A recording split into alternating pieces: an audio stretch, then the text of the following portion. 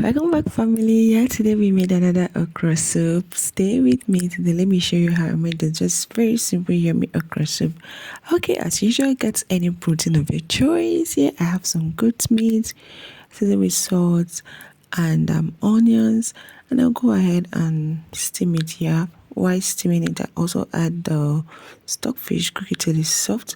Then inside that same meat, I've just top up the water, add enough water that will enough for me to cook the soup, and I'll go ahead and add a little pinch of ogbono. This time around I'm not frying the ogbono, I'm dissolving it inside the hot water, and as I'm adding it I add the oil immediately.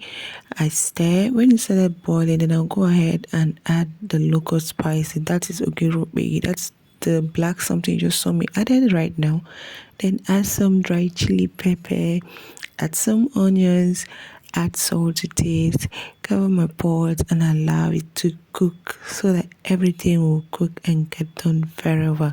This is just very simple lazy man method of cooking okra soup, or rather okra soup. Okay, so after like 5 minutes, I've cooked on a medium heat. I go ahead and add some crayfish. Yeah, I use lots of crayfish to make this soup, so it can give me the taste I want.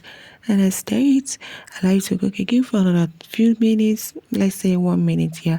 And I go ahead and add the fresh okra.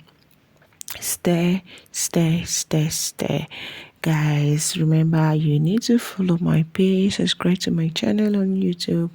Let's learn some yummy recipes. Okay, so after I've stirred the okra and it has cooked again for another 30 seconds, it's time to add vegetables, and our soup is ready.